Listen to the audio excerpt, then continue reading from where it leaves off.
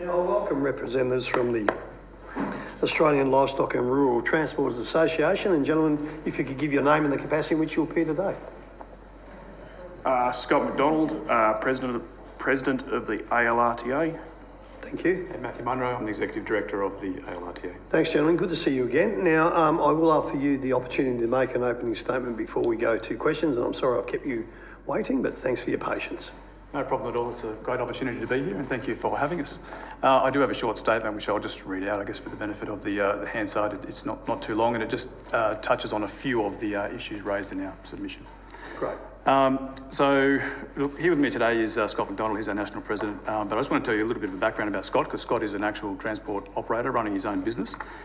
He, with his brother Stephen, operates McDonald Brothers Transport, based in Tamworth in northern New South Wales. His business grew from just one truck in the year 2000 and now operates a fleet of tippers, crates, flat tops and drop deck trailers servicing all types of rural transport tasks. Our association represents 700 members, including owner-drivers, small fleet owners and large fleets. We're a federation of 6 state associations, and I understand that the committee has already engaged directly with representatives from most of our state bodies at previous hearings. Our associations welcome this inquiry. The viability, safety, sustainability and efficiency of our road transport are also among key concerns of the ALRTA. We've lodged a formal submission containing 15 recommendations, and I'll just talk briefly about a few of those issues now. Yeah. While we feel that owner-drivers, especially general carriers and rural carriers, should not be subject to industrial laws in the same fashion as employee drivers, we strongly support the correct payment of award rates, superannuation allowances where these apply. Underpayment of employees places downward pressure on freight rates, and we would support an investigation into compliance rates along with targeted education and enforcement as necessary. We'd also support measures to support owner-drivers, such as mandatory payment terms, 30 days if possible, dispute resolution avenues, and guidance on costs and rates that they could charge, as does occur in some states already. Our members also face unfair competition from primary producers who can access discounted registration and fuel to carry their own produce, but who sometimes illegally operate commercially. This practice again places downward pressure on freight rates. For example, in Victoria, a commercial carrier such as Scott would need to pay $14,759 to register a B-double combo. If you're a primary producer, it's just $2,951. That's only $2,951. That's just 20% of the cost for a commercial carrier. And in New South Wales at the moment, due to a special exemption, that cost is actually zero. On top of that, they can access fuel at lower rates because they don't pay the road user charge, which currently sits at about 25.8 cents per litre. I think there's been a decision to lift that recently. And in some states, the commercial carriers must also carry transit insurance. So all of those costs apply to some, but not all in the marketplace. On-road enforcement is not sufficient to deter non-compliance because the benefits are just so great. The risk of being caught is very low and the penalties are insufficient really to offset those very large financial benefits. Not only does this practice distort the freight market, it impacts road safety because governments forego revenue that could be spent fixing country roads, something I'll come to shortly. More active routine enforcement, higher penalties and a recognisable number plate for concessional registration holders would be a good start. Oh, what, sorry? A recognisable plate for concessional registration holders. Good old days of the red and white plate? Well, as long as it's distinct from other plates, I think that would be a start, because if you see someone doing a particular job and you can see the registration is not correct, it really aids that you need to know. Otherwise, you're really at a loss before you can really, if you're going to report someone, you don't want to be reporting events that are not occurring. You want to be pretty certain about what you're seeing. The roads in many parts of rural and regional Australia are unsafe and unproductive, and critical infrastructure needed to support rural freight tasks is rare or absent. There's a lack of rest areas or roadside amenities such as toilets and showers to achieve regulatory compliance or have a reasonable quality of life on the road. Truck washers are not present where required, with drivers sometimes having to detour hundreds of kilometres to prepare a truck for its next trip. And there are simply no managed roadside livestock effluent disposal sites, even around known hotspots where the livestock supply chain is growing rapidly and urban encroachment is increasing. And I just want to make a note there.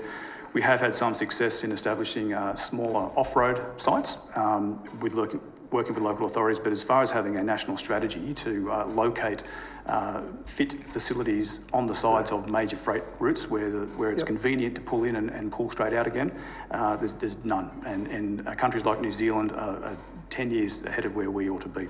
This is crazy.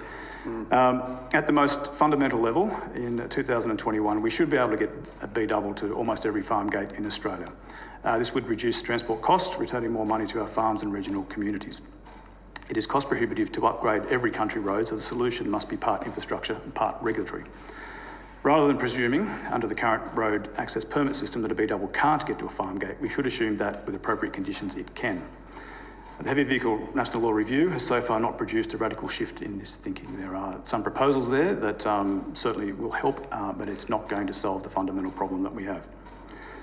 Another critical issue for rural carriers is the quality of off-road infrastructure provided by supply chain parties. While vehicle design and performance has come a long way, the same cannot be said for livestock loading ramps. A March 2021 survey of 94 ALRTA members involved in livestock transport found that 87% had experienced operator or staff injury in the past 5 years, 69% had experienced near misses regularly or often, and 80% considered that reporting injuries or unsafe facilities would have a detrimental impact on work or repeat business. So we have a fundamental problem here that really needs a better solution that we have. Chain responsibility laws are not effective in addressing this situation. Cost and risk involved in major investigations deters enforcement, and where it does occur, it typically captures only the driver and the transport operator. Lower risk but commonplace offences simply go unaddressed. For these types of offences, we really should revert back to deeming provisions that empower regulators to issue infringements right up the chain, with those parties having a reasonable steps of defence. With the aim of improving off-road safety, ALRTA championed the development of an Australian standard for ramps and forcing yards, which was published by Standards Australia in November 2020. The standard was based on a guide published by ALRTA in 2015. We granted a copyright licence to Standards Australia for free to fast-track development of the standard. And I don't want to have too many props here, but just want to show you there is a standard here, and here's the guide that we produced previously. They're sort of a similar thickness, and much of the content is the same, but it is now a... And how old are they? This is November 2020. Yep. And this was 2015 where we commenced this work, and we engaged the entire supply chain to put this in place. Unfortunately, following a further death after the publication of our guide, the coroner in Victoria recommended that we move to a national standard. Yep. We applied to Standards Australia. We gave them a copyright licence to our work so that they could produce this standard. And it was then published in November 2020, but hasn't been without problems. We've been bitterly disappointed with the cost and bureaucracy encountered in accessing or even promoting this important standard to our members. Standards Australia sells this document to users for $139 to access a copy of the standard. This is your body of work. It is in part our body of work. Well, we couldn't say it's 100% because we formed the baseline work for it, which they built upon. But yes, there's a very large amount of our work incorporated in this standard, which they now sell for $139. We were required to sign a copyright licence agreement just to produce and circulate a promotional brochure, which I have a copy of right here. And I just want to draw your attention to this little, which you probably can't see from there, but it's a little diagram from the standard itself, just of a livestock loading ramp. And the reason I draw your attention to that is because they tell us that that's worth $15,000 to include that little diagram in our brochure, which we are paying for ourselves and distributing to the industry in the interest of safety. Keeping in mind, we licensed our standard or our guide to them for free in perpetuity. When the shoe's on the other foot and we've gone to them and asked, can we purchase some copies of the standard, or can we use a very small part of the standard in our brochure? The bureaucracy has been incredible. So we had to sign a copyright licence agreement with them just to put that diagram in. Just that diagram? Just that diagram, which they claim has a value of $15,000, which they very kindly waived the royalty cost of. But they've limited our agreement to 12 months, limited the number of brochures that we can produce, and also we're not allowed to publish them online either. So we have to give them out in hard copy and report quarterly to Standards Australia who we're giving the brochures to. Now, we think that's rather ludicrous, given our input into the content. And dealing with Standards Australia, I guess, has been rather eye-opening. We went into this process thinking it was all about safety, and we were doing the right thing by our members by going down this path. Since then, I've discovered the organisation operates a little differently to what we first thought. According to their own annual reports, Standards Australia has increased their financial equity from 180 million to 316 million between 2010 and 2020, so they're not short of a dollar. And we really are wondering just how much money does a not-for-profit organisation operating under an MOU with the Australian Government actually need before the barrier to accessing important safety standards can be lowered. We want to get this out to as many people as possible for as low a cost as possible, but it would seem it's really it's a business model based around returning revenue to Standards Australia when they've already got $316 million in the bank. So sorry, Mr. Moran, I'm sitting here with my jaw on the desk. Standards Australia are a private company contracting to the government. They're a not-for-profit organisation, so they're not a government entity. They operate under a memorandum of understanding with the Department of Industry. Sounds like they've got a good racket. It's looking very good. I mean, I've looked at their structure, and we expected it would be all about safety, but it appears it's very much concerned with revenue, relevance, intellectual property protection, etc. This is pretty familiar with other agencies too, some of them. So why did you go to Standards Australia? Who told you, who suggested? Well, the coroner suggested we should have an Australian standard rather than a guide. So we published our guide first up in 2015. It was very well received by industry. We worked with the entire supply chain to agree on the parameters of the guide. Standards are a little different in that they are, well, they can be certainly recognised directly in legislation, but when a safety assessor goes to a site to assess whether or not a facility is safe or not. This is from say work safe, or we would like to think the National Heavy Vehicle Regulator would have a role in this space as well, given that this type of infrastructure is a key part of the transport task. That they need some sort of reference material to look at to say, well, have you done everything reasonably practicable? The laws, as you would be aware, are fairly nebulous. They just require people to provide safe facilities. So if you're talking about a specific type of infrastructure, having some information around what exactly constitutes a safe facility is very helpful in terms of the enforcement task. So you're talking about like sale yards and on-farm loading ramps and all that, and abattoirs, and which came out loud and clear in Victoria. I think it was Victoria. I think your guys down there said it. In fact, your state organisations have been fantastic, you know. Yes, absolutely. Giving us all this same stuff. But this is not new. You've been banging on about this for years. We have. It's not changing. I mean, the trucks have changed a lot in the last 40 years. I mean, the sort of vehicles you see on the road today are very different from what you saw 40 years ago. Yet the loading ramps really haven't changed much at all. There are some good facilities out there, but there's a lot of very poor facilities that really is the same facility as was in use generations ago. So let me just go, and I know that I'll start the conversation because this is the Agriculture Committee as well, and we've done a lot of work for Australia's food producers, and thank you very much, we value them. Mm-hmm. But we do talk in this nation a lot about, you know, how rough a deal farmers get and all that. But you're on their properties. Yes. Why is your drivers, and if you can't answer, if you don't want to answer this, please don't. But why are your drivers less valued or any less valued than anyone else on the property? And when you give me those figures of 87% injuries, if this was a mine or manufacturing, oh my goodness me, or a roundabout, I reckon they'd be throwing money at it left, right and centre. Absolutely. Well, Senator, you're right. I mean, the three big safety risk areas across industries really have been mining, agriculture and transport for some time. This particular one cuts across two of those areas. Yeah, and I just think the extent of the injuries, you probably have got that record, but would I be right to say like people have fallen off them? Or? Yes. Is that sort of what? Sorry, it's not a broken fingernail, Mr. McDonald, is it? No, it's not. It's boards that older facilities that the boards are no longer structural enough to hold. Like you might put your foot up to try and climb out, and the board breaks as you're trying to get out. Stuff like that. A stocker coming towards you. It's simple.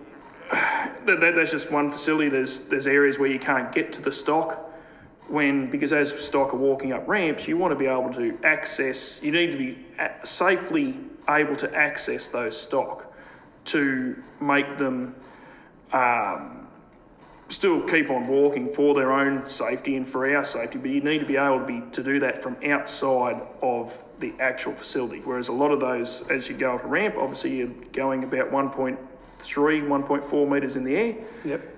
If there's no sidewalk, just for an example, you can't get up. If it's a proper loading ramp where it's enclosed on the inside, you can't get up to access those stock to keep things rolling as they should. And it's, you're left climbing the sides of The crate. sheeted or crates or sheeted ramps because you can't actually safely access those animals to try and make them. So obviously you guys have been around a long time, and I'm not just saying this because I think I have to. You're a specialised industry, for crying out loud. When we talk livestock, you're specialised, and it's well known fact not everyone wants to do it, nor can they do it. You have a major investment to go out there and buy your crates and do all that sort of stuff. But is there not a body? I know it works so. When you raise this, is it like it's all too hard, or do they actually go out on to abattoirs or farms or sale yards and go, hey, because I used to see them all the time, the trucking company come through with their clipboard and all that and assessing, assess the risks, I don't know, SAM, I can't remember what SAM stands for anymore, and all this, and bits of paper would be flying left, right and centre. It's just such I suppose you'd call it a fragmented industry, because when we're talking about cattle yards or sheep yards or stock yards, every farm, every 50 to 100 acre to 100,000 acre to million acre property has a set of yards. In Tamworth, where I'm from, our you wouldn't drive 5 kilometres and not go past at least 10 to 15 sets of yards. Sure. Yep. And then it blows into like the sale yard facilities, which a lot of the sale yard facilities are still council owned.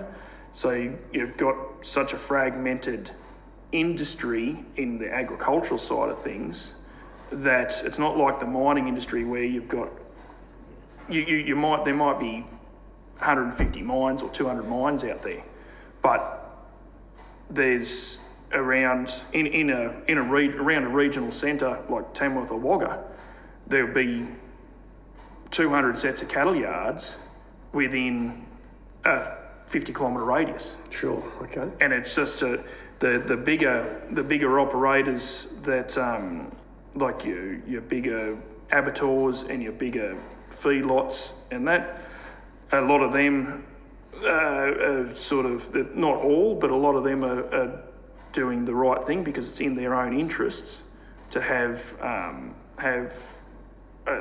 proper setup. But that's why the standard was put in there, because like what happened in Victoria, what did actually happen at an abattoir, not all of their facilities are necessarily being maintained in the exact fashion, but the bulk of them are doing the right thing. But it's mainly on the farm side of things that is very, it's just there's so many out there. So what's the fix, Mr. McDonald? What's the nirvana? The fix is mainly with, I see the fix for the cattle yard side of things and the sheep yard side of things is as new infrastructure is being put in, it needs to be built towards the standard. Your stockyard manufacturers that manufacture the products need to be made aware and need to be made that if they're not if they don't adhere to the standard, that there can be consequences, because it's safety that we're all going out there after. But surely that would be a role for the appropriate jurisdiction, whatever work covering body that is, to go out there and audit. And if you...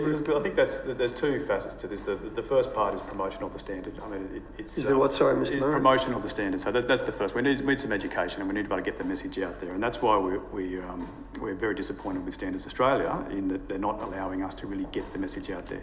Not every farmer is going to go out there and pay $139 to get a copy of the standard. In fact, we think that's going to be... Not surprised, It's going to be quite a significant barrier. So we've decided we'll produce these pamphlets and get them out. We've got 10,000 in the first instance, and we're going to take them to events and circulate them right around the industry. But we'd like to go more than 10,000. We'd like to do this, as wide as possible for as long as possible. Get the message out there. Now, in a lot of cases, the fix is not extremely expensive.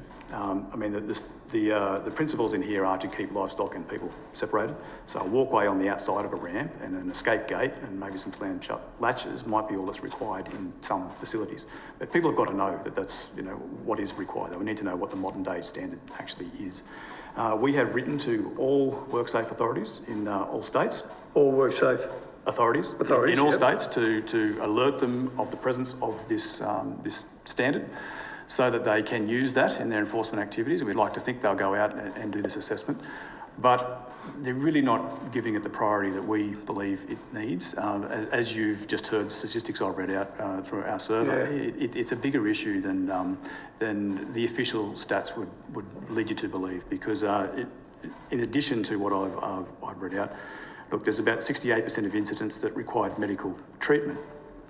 And about 61% of people will report unsafe facilities, but it's often only to their employer, and very few actually report it to the actual site or WorkSafe. In fact, in our survey, facilities were reported to WorkSafe in only 4% of incidents. And the farmer agent or say the meatworks of the site itself only 8%.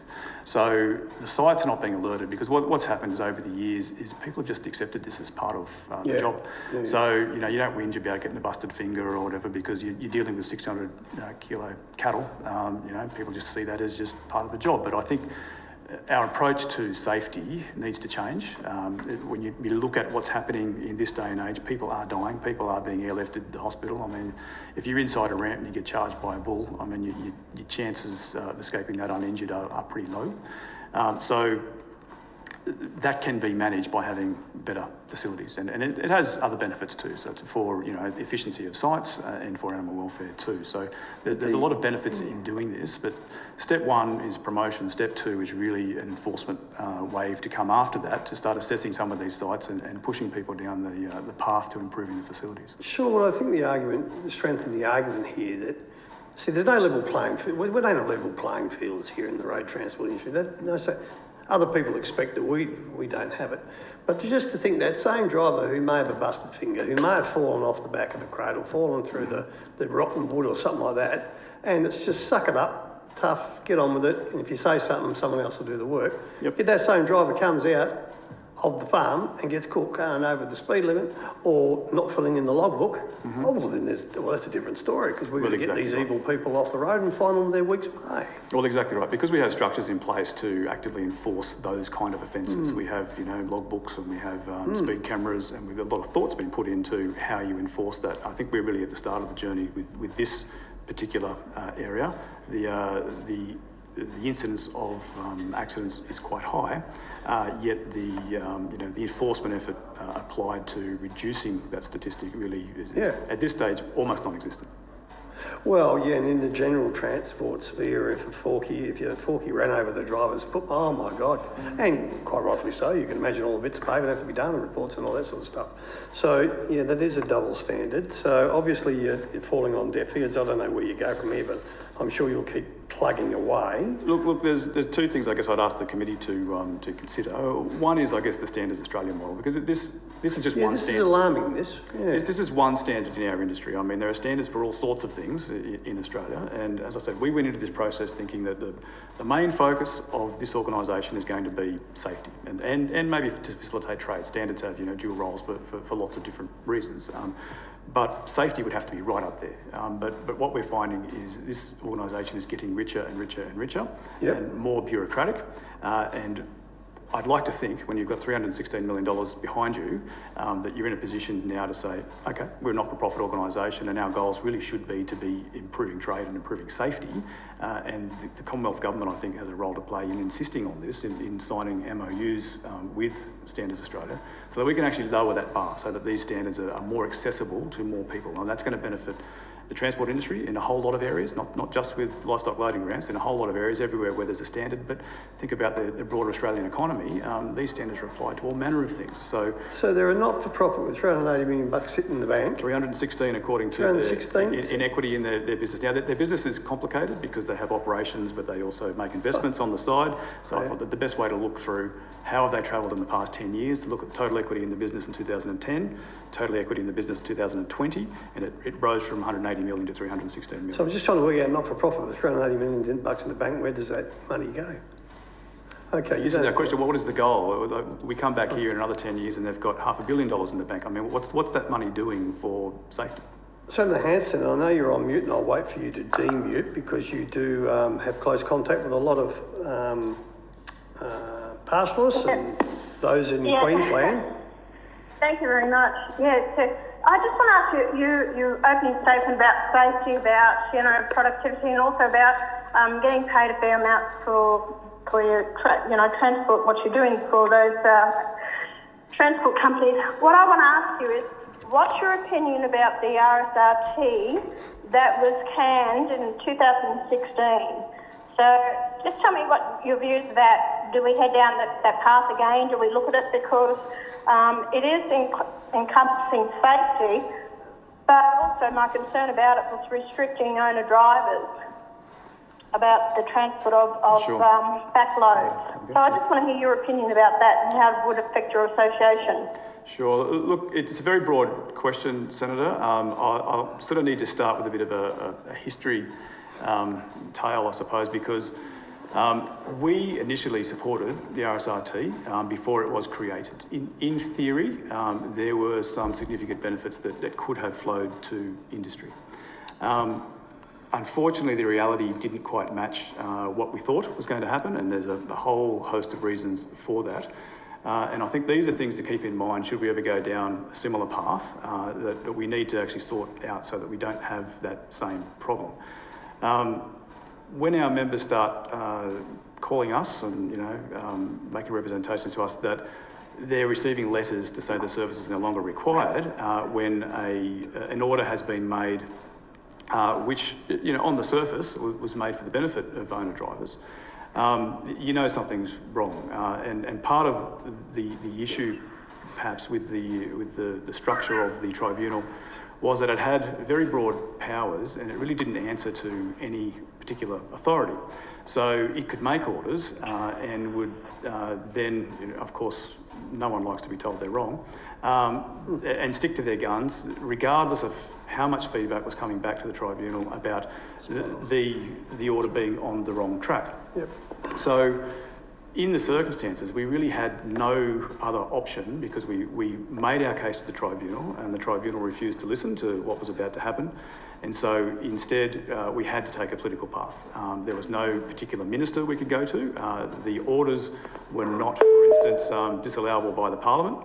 So we had no other option other than the political route, unfortunately. And what that meant was throwing the baby out with the bathwater, because as you're right, as you say, there were certain things the tribunal was doing that were positive, such as looking at payment terms and dispute resolution, the kind of things that we hold would be, to this day, would be beneficial.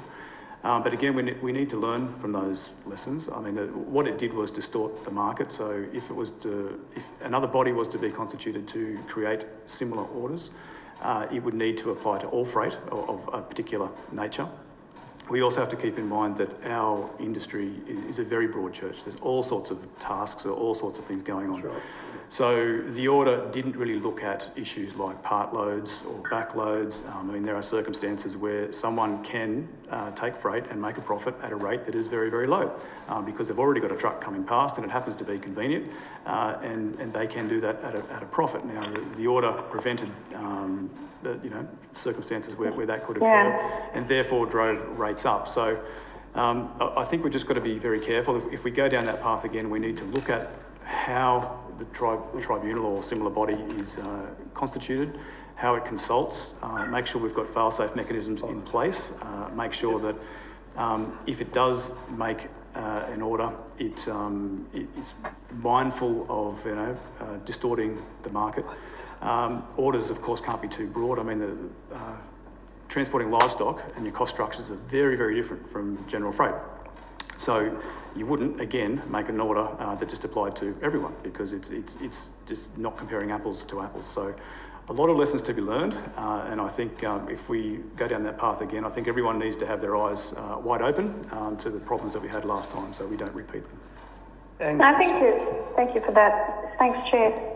well, thank you, Senator Hanson, and quite rightly, Mr. Munro, consultation costs nothing, but by crikey, it can be really rewarding if everyone's in the room being heard.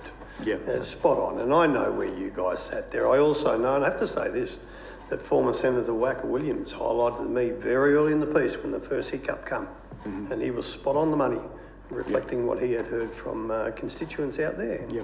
It's a bit different someone carrying 2 cattle from that farm to that farm. I get it. Well, that's right, and there are some, I guess, some deep issues in different structures in that you can have.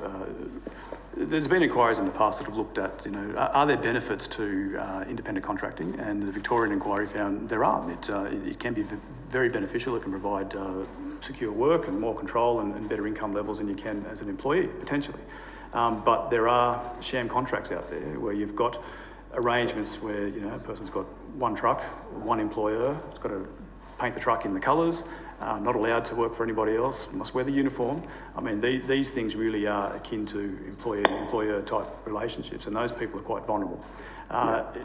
Alternatively, a general carrier who's got their own equipment, an astute business person who can take work from anyone going anywhere. Scott's a very good example, and I mean, he's got lots of different types of trailers and can do lots of different types of work.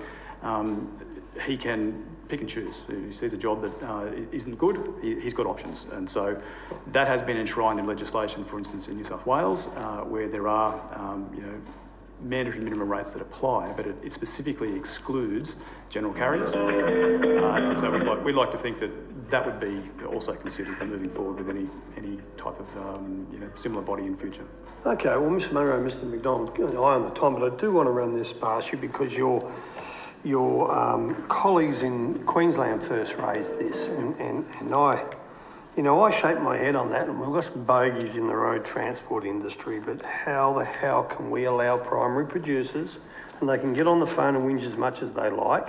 This is stealing bread from the tables of the transport operators and the people they employ to run their business or do their accountancy or change their tyres or drive their trucks or maintain their crates or wash them, whatever. How the hell does this pass the pub test? And I know what you're going to say, and I don't want to embarrass anyone, but is there not... This falls under the regime of the federal. This is Commonwealth. This is licensing. Have you had these conversations with the relevant minister? We have. Over the years, it's been a very long, tedious thing, and I don't think there would be any minister or anyone... NHVR that we have not had the conversations with about this process where it's an open slather arrangement sort of thing where it's just an uneven playing field. All we're asking for is an even playing field. Well, exactly right. And if I just add, it is actually constituted under state law. So the federal government recommends, or the National Transport Commission recommends registration charges. But each different state around Australia has a concessional scheme, their own concessional scheme with their own rules. If you read the legislation from one to the next, they all look different, and they apply different concessional rates. But the problem is they don't back that up with enforcement. We've got no problem with farmers carrying their own produce with their own gear if they're doing it legitimately. It's not a problem for us at all. It's only when it becomes commercial carriage. Our members are reporting that it's fairly commonplace, and there's just the enforcement, I guess, is something that is in the Commonwealth realm. As the National Heavy Vehicle Regulator rolls out in different states, they are controlling the enforcement officers. So we'd like to think that, well, in fact, I know that when they take over that function, they enter into a service level agreement with the host state, and one of the things they enforce is registration.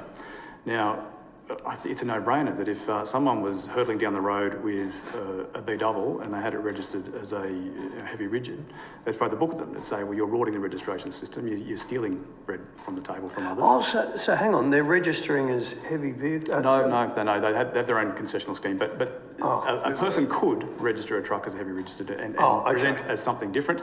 And I think any enforcement officer that encountered that situation would say, hang on, that's not on, we'll book you for that and you'd pay a fine. It's a little bit more difficult with primary produce carriage because you can see on the side of a road that's not a B-double, it's very obvious.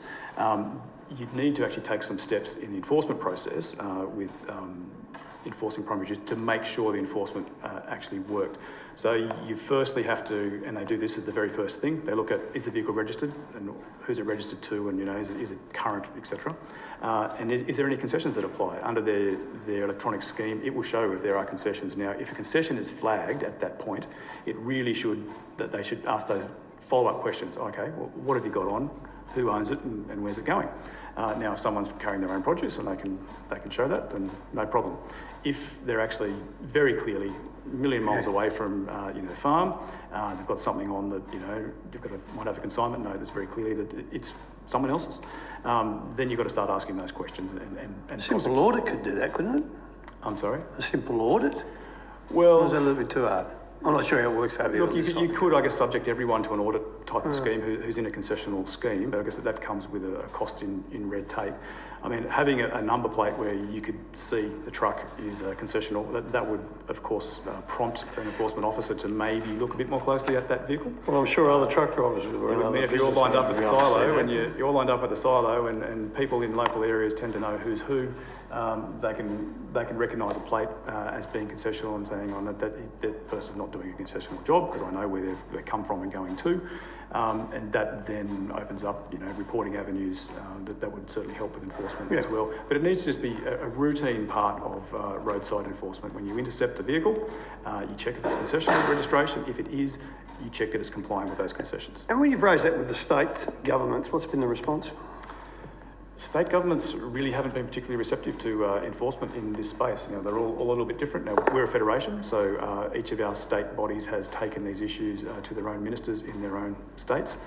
It seems no one really wants to get into a tangle with those who are using the concessional schemes. And when we take it to the national level through the National Heavy Vehicle Regulator, it wasn't easy, but we did get them to concede that they do have the capacity, they have the information, and they have the authority to enforce this. And what we'd like to see is it become more of a regular activity.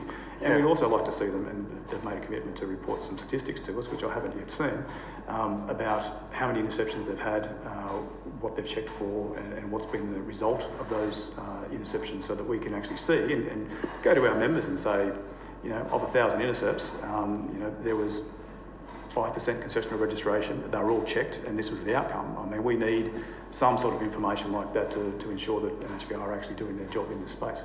Well, that's not an unfair request, and I'll leave this on a smart aleck comment, but I think to myself, imagine if I had 5 prime movers and I walked down the local authority, the RTA, whoever it was, I said, guess what, I'm not giving you 70 grand, but I'll give you 15 grand for my regos. How far you reckon you get? Not very far at all. Yeah, you didn't have to answer that. You'd be unregistered. Yeah, that's right. Gentlemen, thank you so much for your time, and I apologise for keeping you late. I do appreciate that. As I said, your state organisations have run all the same arguments, and it's been very good, but this is the first time I heard about the plate, so that's been very helpful. Yep. Can I wish you safe travels wherever you're going back to? I know you're not going far, Mr Munro, Mr McDonald, back to Tamworth or whatever. Yep. And what we'll do now is we will suspend and we will regroup at 2:05. Okay? Is that right? Thank you. Thank you. Yeah, but...